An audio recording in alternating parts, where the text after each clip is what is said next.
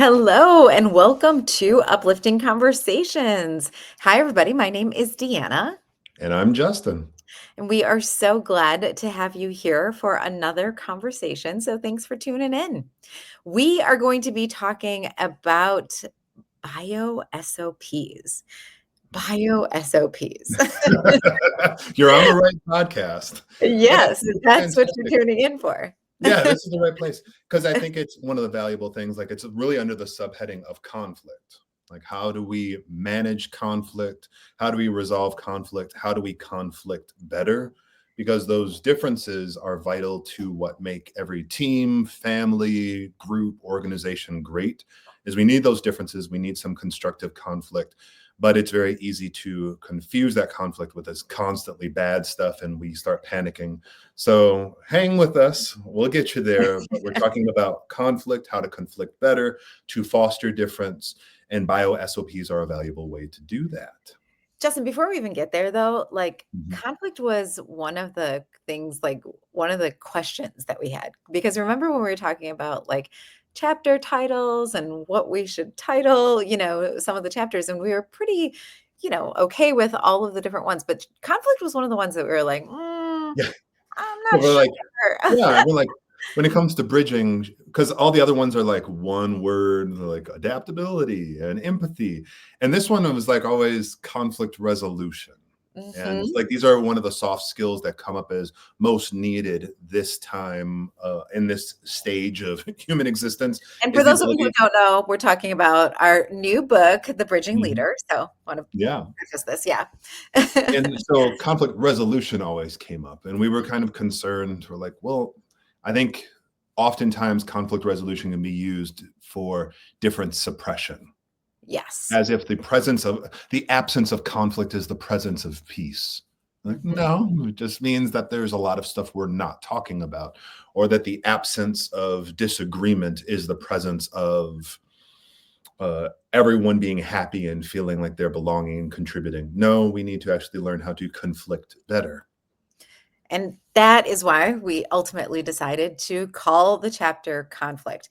But we had some conflict in ourselves in determining whether or not we should call it conflict Yep. resolution or call it conflict. And I thought that it was really awesome that and really fitting that the chapter title for conflict resolution was a space of conflict for us, not between us necessarily, but really between us and the title, right? And the idea. And so being able to put into practice the things that we talk about in that chapter about the chapter was very like meta.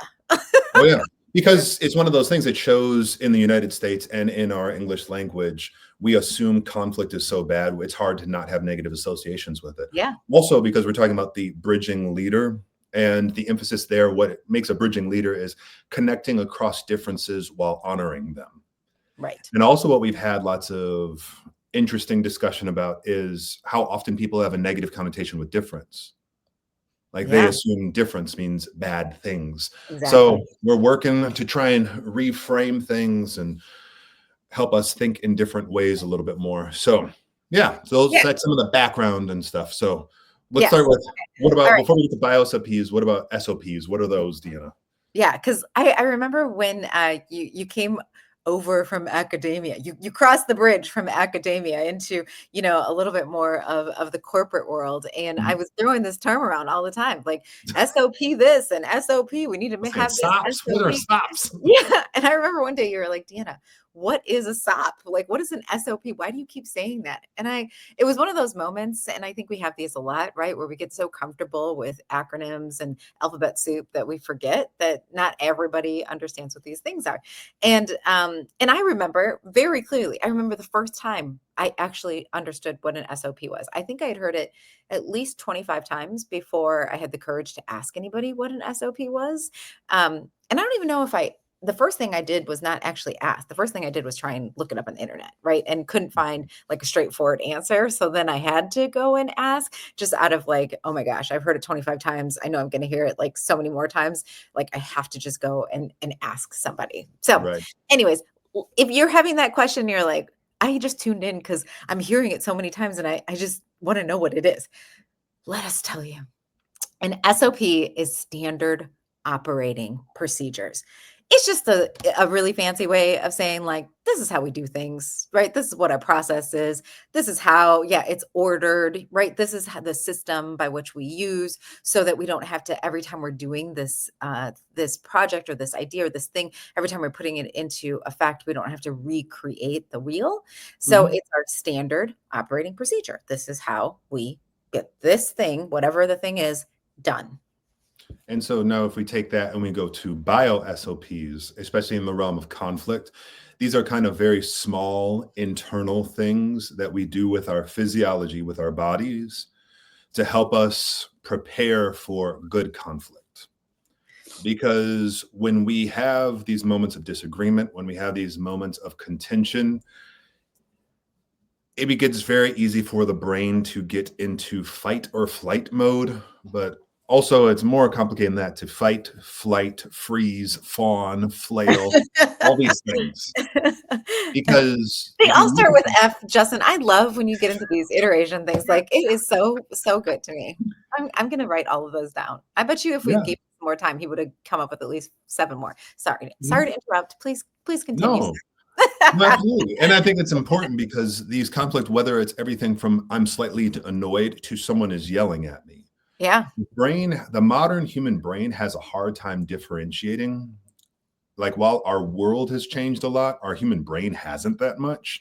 So the Mhm. same chemical reactions that happen in your brain that says, yeah, you're being chased by a saber-toothed tiger, you better run very fast or your life is in danger. Yeah. Well, same things happen when that coworker just rolled their eyes at you in the middle of the meeting. And it's very easy for us to think that we are in danger, that our life is threatened. And in the workplace, it's very easy to think, oh my goodness, my job is threatened. Oh my goodness, my livelihood, the people who financially depend on me, all that is under threat. So when all these things are happening in the background, we have to take all these little steps to make sure our bodies are right, so our minds are right, so our mouths are right. Because when your brain is stressed, you actually stop breathing.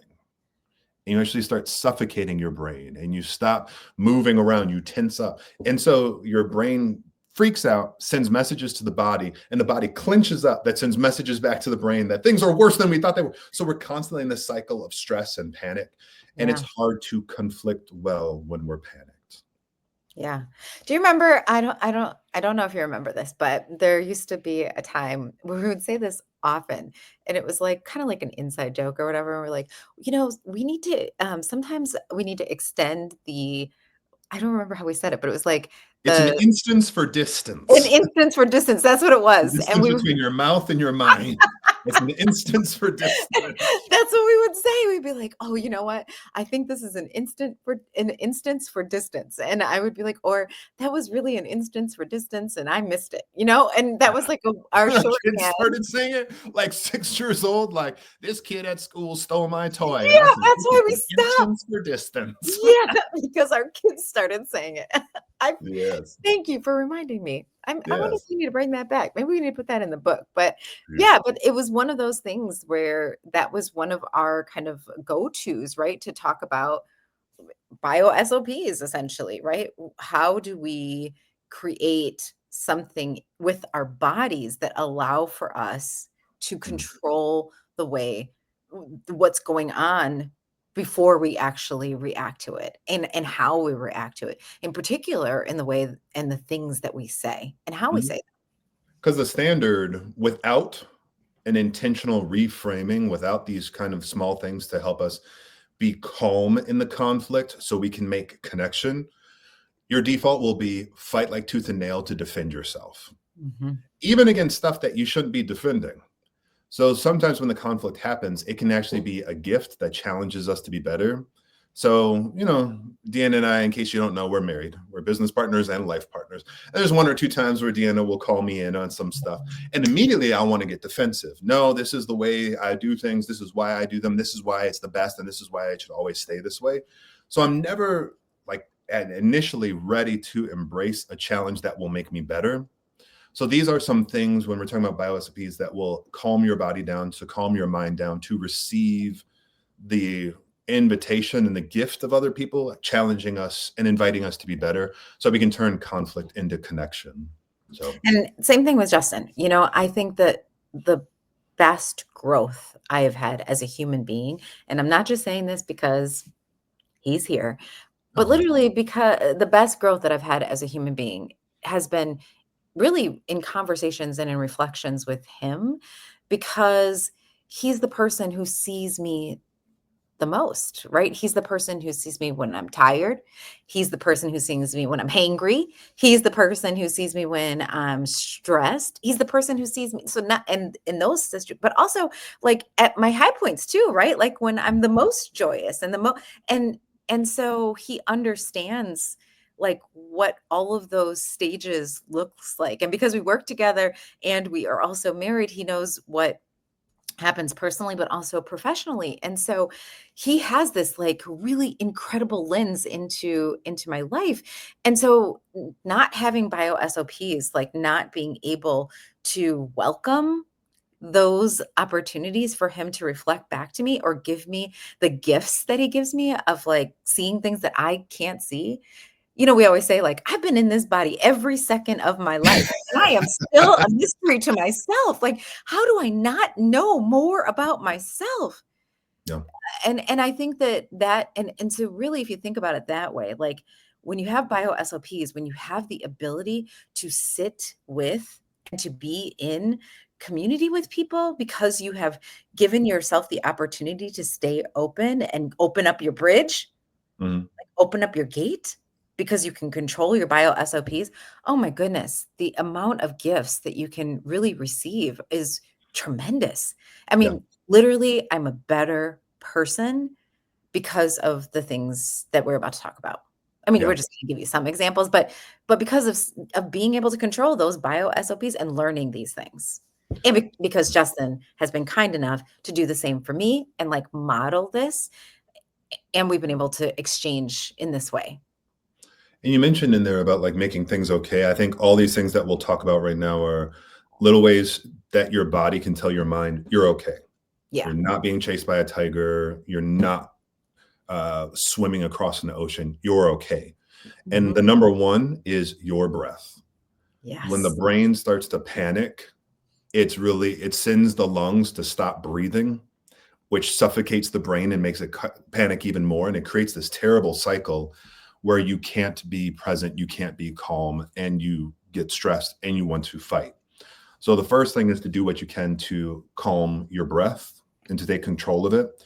So one of our favorites is 4-7-8 breathing. 4-7-8 breathing. You breathe in the nose for 4 counts, hold in the belly for 7, out through the mouth for 8.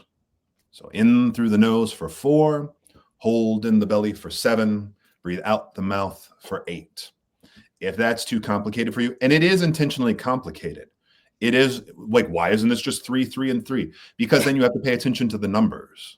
And that Yep. helps your mind calm down. It helps your breath calm down, but it also focuses. But if you're in the moment, you're like, I can't do all this. Just think about, like, again, another one our kids taught us: smell the flowers through your nose, blow out the candles out your mouth, in through the nose, out through the mouth. So first, get your attention on your breath so you oxygenate your brain enough so that your brain can calm down as much as it possibly can. And then another technique, and this is Mm. one that I use often because I'm a talker. I know what And it is then. if you know me, you know this, right? Is to press your tongue to the top or the roof of your mouth. Mm. Try it right now. Like seriously, so simple. And just imagine you are furious. Imagine Deanna's like, I cannot believe Justin just did this.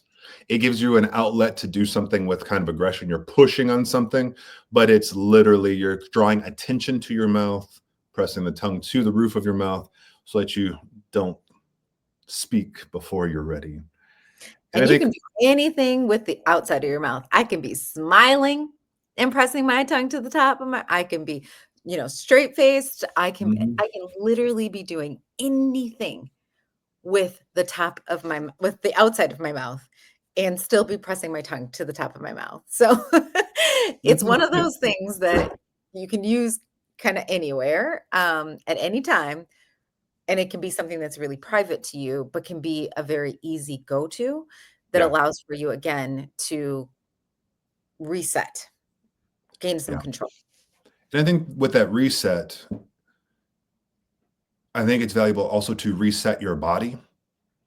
So sometimes it's just as simple as like, I mean, breathing and being able to do these things with your tongue and stuff. So also, especially with the breathing, it requires like a certain posture too. Like sometimes if we're like this and something happens, we're already constricting our breath. So it's going to be hard to catch it in the first place. And so like expanding your diaphragm, sitting upright, and if you are sitting to stand, if you're standing to sit, if you're standing over here, that you move over there, all these things buy yourself time. And it actually allows your mind to be ready to change because you're changing where your body is. Yep. You don't, and notice the theme for all these things, it's to buy you time. Because the initial response, the first response, is probably not the best. And so, whether it's breathing, pressing the tongue to the roof of my mouth, or changing my position so I have better posture so I can breathe better, or just moving around, all these things buy me time so Justin doesn't say the thing he wants to say, which he probably shouldn't be saying. Okay, so this next one is a tip that when I tell you this, now all of a sudden you're going to be like, oh my gosh, oh my gosh, oh my gosh. You are going to start to see Life this. hack. Yeah, it's a life hack. You're going to start to I see can't this. wait to know. I wonder what it is. I don't even know what it is.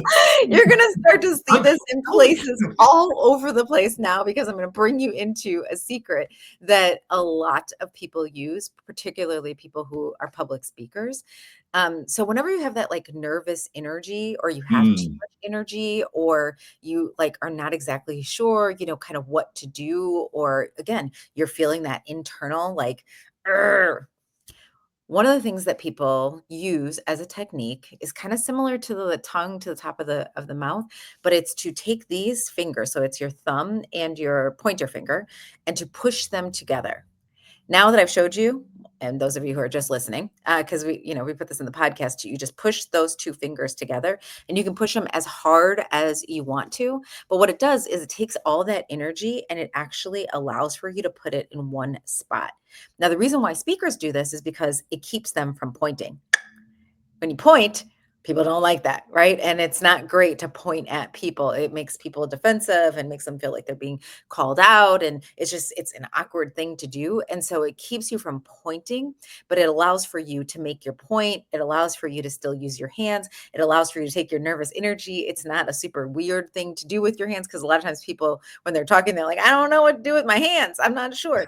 It gives you something to do with your hands instead of putting them in your pocket or whatever other weird things you might, end up doing, pulling your hair or pulling whatever. It gives you something to do with your hands. But in the bio SOPs, particularly in a conflict situation, when you're like feeling that energy, that nervous energy, it gives you the opportunity to just say like, ooh, I'm Mhm. here.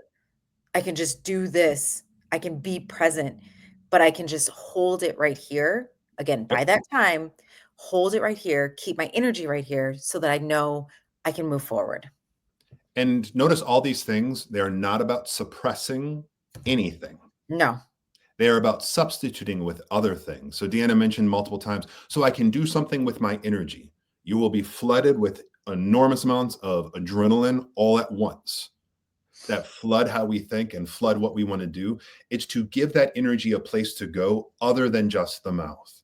There will be moments where I have to say the tough thing, I have to say the difficult thing, but it's probably not right away. So this is, I am overwhelmed with emotion and anger and strong and sadness or fear. What can I do with all this energy? So pressing, but also if you're in like, I'm not very aggressive, I get very afraid, you can circle to soothe yourself. To be like, Mhm. I'm okay, I'm okay. And I'm gonna reveal something. When I don't want to say something, I'm like, oh, Justin, it's gonna be stupid. Don't say it. I cross my middle finger and pointer finger and my ring finger and my pinky finger on both hands. So I'm doing all this energy, a physical reminder, and I hide them. I'm like, don't say anything because right now you're going to be speaking out of fear, anger, guilt, shame, sadness, not out of your highest self. But I think that transitions well to like, these are all things to do with your body to avoid saying the wrong thing, to substitute my initial gut reaction. with some physical internal behavior. But what about the external things, like the small stuff I do with my mouth that makes the situation better? What works for you, Deanna? I don't know. You're gonna have to come back to me on that. What, you don't have any small stuff in your mouth? It's all big. Fantastic. Well, I think really just getting so the wisdom of my grandpa Charlie. My Mhm. dad's dad didn't talk much, but he communicated a lot. He was a fisher. He was kind of old school. So there'd be a lot of what I thought back then was grunting. But I think there's some profound wisdom, and I will respond with a sound that lets you know I heard and I am processing, but I'm not jumping in to say something. Yeah. So saying, Justin, I can't believe you wore that sweater, blah, blah, blah, blah, blah. Okay. Huh. Rather than launching into, because initially I'll be like, this sweater's awesome and I love it. And what about yours? And, I'll go too much. But having a verbal response that lets the other person know, hey, I heard you, I am processing, but also reminds my own brain, like, nope, you don't have to respond and launch in. Also, I'll let you know when it comes to more like what conventional language responses, I find myself prepping and having right on the tip of my tongue, thank you. Mm-hmm. So when someone at the line the grocery line behind me has something to say that I don't appreciate, that I mean, thank you. It's right away, it's responsive. It slows down, it completely changes the trajectory of the conversation. But then I'm on the hook and it buys me time. I have to find something to thank them for. So, excuse me, I can't believe your cart's all the way back here. You got all this food, you need to move up. Thank you for helping me be more aware. I'll move my stuff up now. And it changes the trajectory of the conversation. And it lets Justin know you don't have to protect your ego. You can take this, what I want to perceive as an attack, and you can take it as a gift that you should be thankful for. So. Well, I think you just gave me some time to think about what it is I say, so I appreciate that, Justin. And I think you're right? Like, I think having something that is your go-to, and I think mine are so innate in kind of how, and mine are a little bit less verbal, I think. And I will say that this is something that not everybody feels comfortable with, and I will say, and not in every situation is this okay. But for me, sometimes it's not so much like the words that I say, but it's things that I do physically, right? So like I feel really comfortable in not every situation, but in some situations, like nodding my head or coming in closer, or maybe like Furrowing brow. yeah, oh yeah, like Squinting. yeah. Raising eyebrows. Mhm. Or like maybe if it's appropriate again, like touching somebody, like touching their elbow or like coming in closer or like, leaning in. I think mine are a little bit more about less of like what I say, but what I do physically. Because I want I want people to know that I'm fully engaged, and I think turning my body to them, and whether it's through touch or through like nodding or through eye those are kind of the things that I think are my go-tos. I think that's why I was struggling a little bit with like what's the Yeah. words, because mine is more physical. And it's like we have to be fair to the people we're conflicting with. So in all these scenarios, it's how do you respond to the initial quote unquote attack, where you're filled with shock, anger, disgust, fear, sadness. We have to keep in mind the negative emotions that the person is also feeling.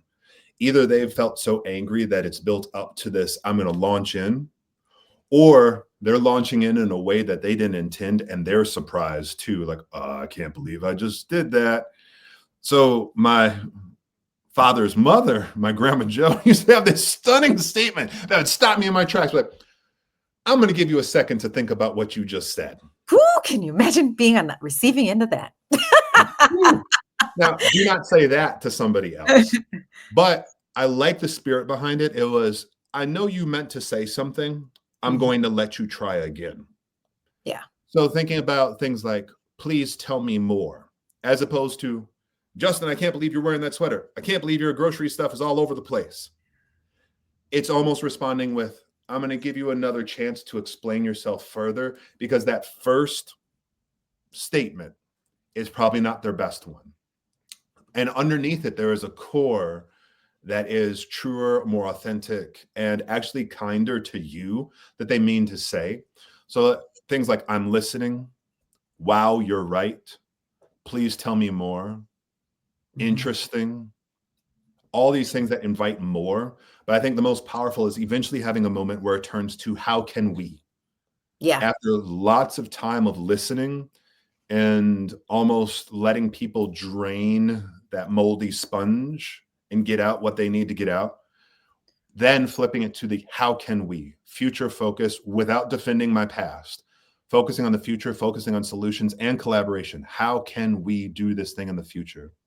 I think part of, like, even what I was just saying, like, about moving in with your body and, like, Mhm. what you're saying about how can we, is that a lot of times we are when these things of conflict come in, the natural inclination is to, like, squeeze, like, Yep. constrain, but it's also to pull away, Yeah. right? And try and get farther and farther away. And so when you say things like, I'm listening, how can we? Which and you lean in and kind of like are positioning your body to like be all you're doing the opposite of what typically happens. And I think breaking that pattern of what people anticipate, right? Or what we're taught to do builds trust. And that trust then moves us closer to understanding, right? It moves us closer to building a bridge because you don't build a bridge by pulling pieces apart. You build a bridge by actually putting pieces together. And And at the so core, oh, sorry. Go ahead. oh no, so that is like what the SOP that's part of the SOP is that you're trying to move together, Mhm. not trying to Mhm. pull apart. And so these are all examples of, right, like I'm using my tongue to put it I'm using my hands, I'm doing all these other things because I'm giving myself a minute so that I can move closer. Because the core of, we might be arguing about dinner tonight, but really the core of every argument and conflict you've ever been in is, I want to be understood. Do we Yes. understand each other? And what better way to communicate understanding, like you said there, Deanna, that we're moving together, than to literally move together. Right. Before I can trust you that you understand me, or at least trying to understand and empathize with me, I need to have proof that you're trying to live my embodied life. And there's a very literal way to do that. Deanna already mentioned it, is with the nonverbals, with what my body is doing. We talked about the small BioSOPs that are internal to calm me down, but also they need to be somewhat external and demonstrative. So I show to other people, I'm trying to understand you by embodying life the way you do. And it's called the mirror game. Any theater kids in the house? Any kid camps, theater camp kids in the house? And so I there's am. some, yeah, oh yeah. And there's something in theater called the mirror game, where I practice developing empathy with my scene partners and develop a wider range of emotions by mirroring what another person does. I match their body language. So Deanna mentioned, if someone's leaning in, I lean in. If someone leans back and folds their arms, I take a while so it doesn't seem like I'm mocking them, and I slowly start to do the same. You'll be surprised how fast the temperature turns down because I'm showing connection. I understand you. Look, my body is doing the same thing you're doing. I can mirror back what you say, but I can also mirror back what you're doing.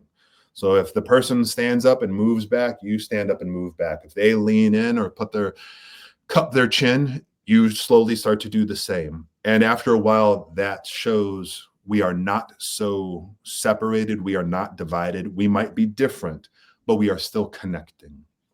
And what's really interesting about this is you're doing it already. I'm doing it right So now. Deanna leaned in, yeah, and I'm literally leaning in closer to my yeah. computer. Yes. So if you're watching, you saw this happen, and we did not practice that. We did not, nothing. You're doing it already Yep. because it's part of the way that we human. Hmm. When you have it as part of your SOP, you're just doing it intentionally. Hmm. And the way that I know that you're doing it already is because we see it all the time when we're presenting. We'll walk into a room, we'll be training, we'll be talking to people when we're talking about even just this topic. We'll say, "Hey, we're about to show you something. But before we do, we just want to point out, and then we'll point, to one side of the room and be like, notice that these four people are all sitting the exact same way. But these four people are all sitting this way, and they're all sitting next to each other. And they weren't just like 2 minutes ago when we were at break, but after break, when they came back, they all started sitting the same way in these last 2 minutes. And Mhm. what they're doing is they're mirroring one another. And Mhm. what we call that is, and then we talk about this, and then they're all like, "Oh my gosh, you're totally right." And then they point to another part of the room and they're like, "They're doing it too." Right. Because we naturally do this. Mhm. The only thing that we're saying here is that when you make it intentional, that's then can be part of your SOP, and it can be part of your toolkit when you're thinking about conflict. And I think the core of all these things, the central reason for it is when it's bridging conflict that connects across differences while honoring them, it's that the goal is actually to foster difference. It's not to resolve it. It's not to dismiss it. It's not to suppress it. It's not to get over it. It's not to move on. It's not to overemphasize unity. That means uniformity and conformity. No, I want to be able to receive the perspective I didn't have and I don't like, but I need to save me from myself. Because you think about the world, there's lots of conflict and there's lots to be learned. But think about how much better your everyday life and human existence in general would be if these differences were embraced and we knew how to not just resolve conflict or manage conflict or suppress conflict. We actually knew how to conflict better. Yeah. So we're going to leave you with that as your to do today. We're going to leave you with that as a challenge. Really think about your bio SOPs. What are the things that you're doing already? What is one of the tools that we talked about here today that is something you could put into practice today and just try? Right? You don't have to be in a conflict to try these things either, right? These are you don't have to don't go out there Let and me go start something. don't go out there, don't go out there and start something. You could just try them just in your everyday walks of life and see what it feels like. Try the breathing, try the tongue, against your roof thing, try the mirroring thing, and just see what it feels like. Because again, you don't have to wait for a conflict to try these tools out. The more you practice them, the more they become just part of who you are and how you operate, the more likely you'll be able to do them when there is a conflict. So that's my challenge. That's our challenge for you today. The other challenge that we have is that if you haven't picked up the Bridging Leader or ordered it, we would encourage you to go to upliftingimpact.com and do that. We also would love for you to share this podcast and share this recording with others who may be interested in the topic. And if you have any questions or other ideas or things that you want to hear us chat about, we'd love, love, love hearing from people who are listening to the podcast or watching the podcast live. So please feel free to continue to share with us, and thanks for participating. We appreciate you so much. We know that we can't build any bridges without you, and we love building bridges with you. So until the next time, we will see you soon. Bye. Bye.